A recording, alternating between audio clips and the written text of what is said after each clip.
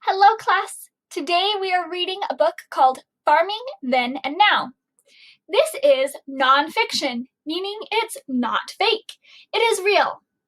As we read this story, we're going to learn about farming, and we're going to learn about farming in the past and farming now, right? So it's going to be fun. We're also going to do something called compare and contrast. To compare two things is to see how they are the same.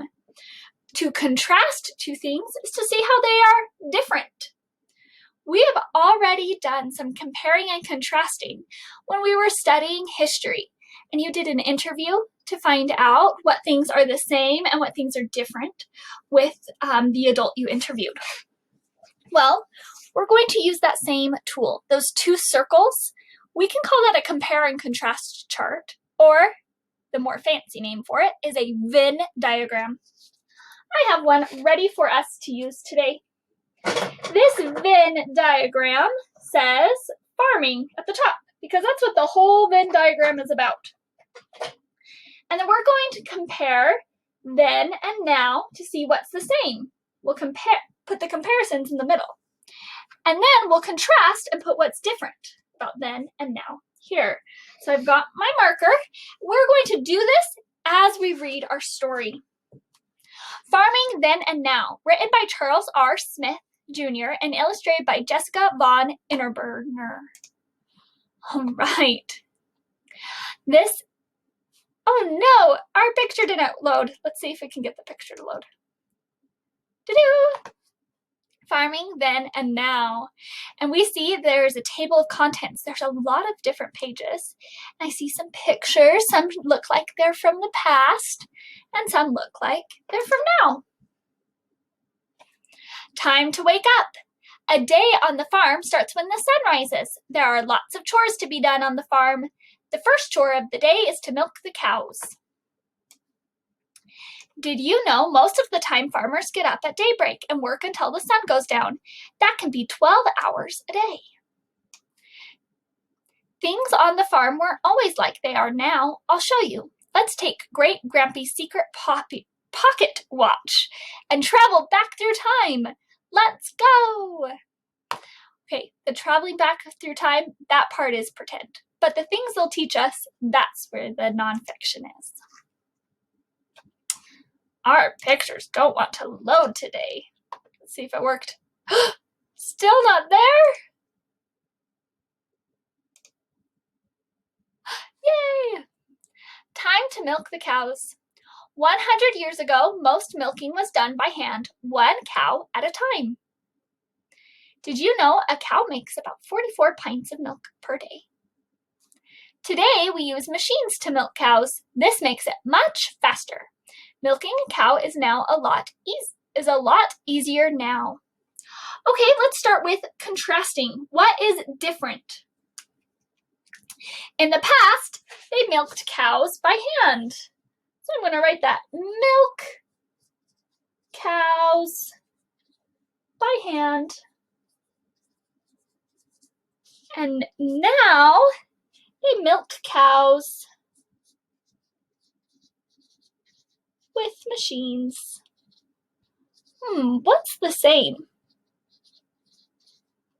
They milk cows. Milking cows. People still drink milk, so they still milk cows. So milking cows. Oops. There we go. So we have something that's contrasted or different and something that's the same. That's compared. Time to feed the animals. 100 years ago, animals ate cut-up turnips, potatoes, beets, and other root vegetables in the winter after the hay was gone. Today, animals such as cows and sheep eat silage in the winter. This is a type of food made from grass crops, such as corn. Okay, so the sheep eat different things. Let's read what this says. Alfalfa is one of the most nutritious crops that animals eat. It is also the oldest known plant used as animal feed. Right there, alfalfa.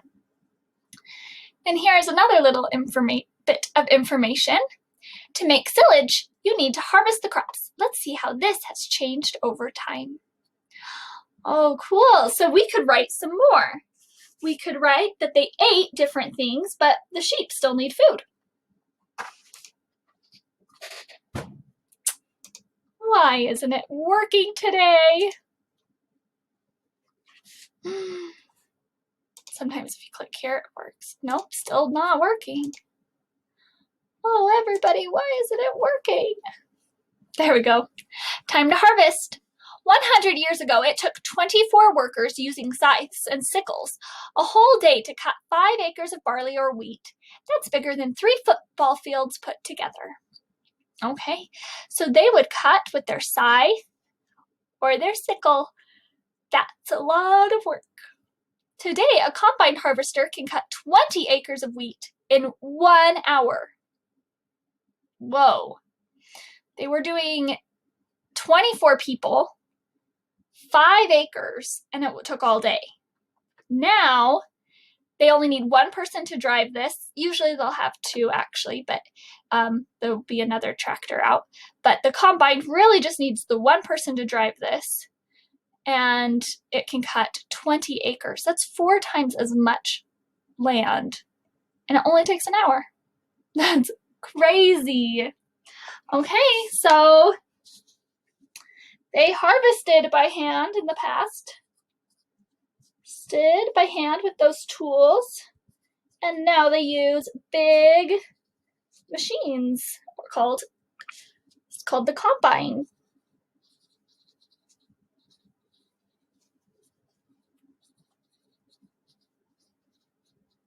There you go. In the past, people often celebrated the end of the harvest with music, parades, and a large feast. All right. So we found another thing that was different. Time to shear the sheep.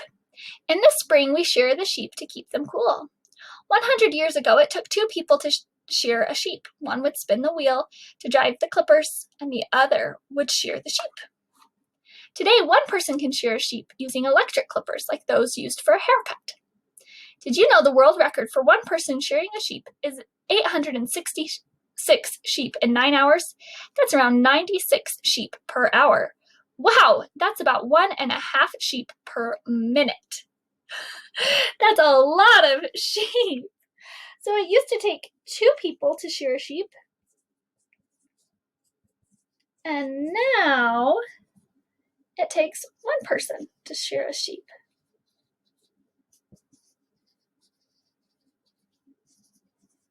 What's the same?